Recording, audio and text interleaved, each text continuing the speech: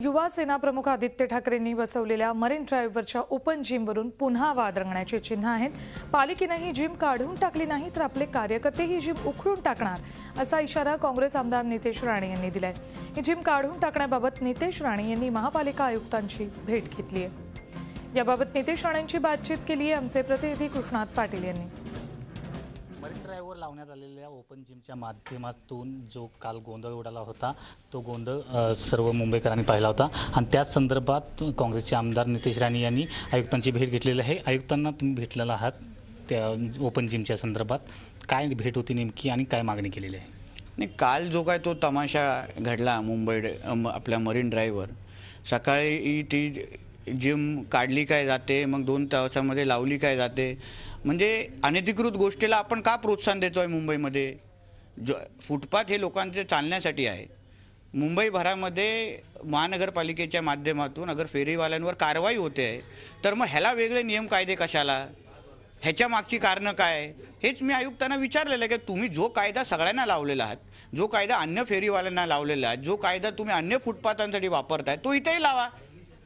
म्हणून या पद्धतीचे विषय चालणार नाही आणि ह्याच्यावर लवकरात लवकर तुम्ही कारवाई करा अशी भूमिका मी आयुक्तांसमोर मांडली आहे। त्याच्याही महत्त्वाचा विषय मी त्यांना असे सांगितलेलं आहे की बाबा CRZ आणि हेरिटेजचा फार मोठा विषय मरीन ड्राईव्हचा आहे।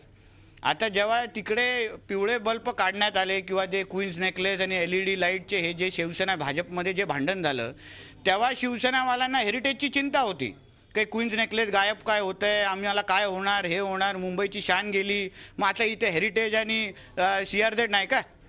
हे आता हे तुमचे जेव्हा जिमचा विषय आला तेव्हा काय मरीन ड्राईव्ह काय अमेरिकेमध्ये आला काय? म्हणून जे कायदे तुम्ही अन्य लोकांना सांगता, त्यांना प्रबोधन करता, स्वतःसाठी पण वापरा आणि लोकांसाठी, मुंबईकरांसाठी एक चांगलं उदाहरण द्या ना। माझी एवढीच भूमिका आहे। ओपन जिम त्याच ठिकाणी ठेवले तर स्वाभिमान संघटनेचं पुढचं पाऊल काय असणार आहे? माझं पुढचं पाऊल एवढंच आहे की अनधिकृत गोष्टीला आम्ही तर काय प्रोत्साहन व्हायला देणार नाही। अगर तिथे आयुक्तांवर आमचा विश्वास आहे, आयुक्त योग्य पद्धतीने आयुक्तांनी काल कारवाई केली पण होती। त्यांनी मला सांगितलं की 2 दिवसामध्ये ते कारवाई त्या संबंधित करतील, नाही केली तर ते जिम तिथे तुम्हाला परत दिसणार नाही। स्पष्ट भूमिका आहे। त्याचबरोबर काल ज्या पद्धतीनं 2 तासामध्ये ती जिम लावण्यात आली, शिवसेना भाजपमधल्याच कुरघोडीचं राजकारण या ठिकाणी पाहायला मिळालं का?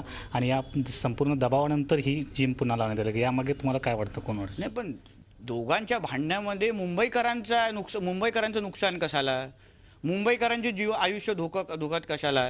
तुम्हाला अगर परमिशन A वॉर्डची दिली तर तिथे जिम उभारा ना। आम्हाला जिम उभारण्यावर विरोध नाही आहे, पण अनधिकृत गोष्टीला तुम्ही कसं प्रोत्साहन देता? आणि तुम्हीच अगर असं करता तर दुसऱ्यांवर कशाला कारवाई करता? होऊन दे सगळ्यांवर, फेरीवाल्यांवर कशाला कारवाई झाली पाहिजे मग? म्हणून तुमच्या राजकारण हे तुमच्या घरात खेळा, मुंबईकरांवर आणू नका, एवढंच माझी स्टेट भूमिका आहे।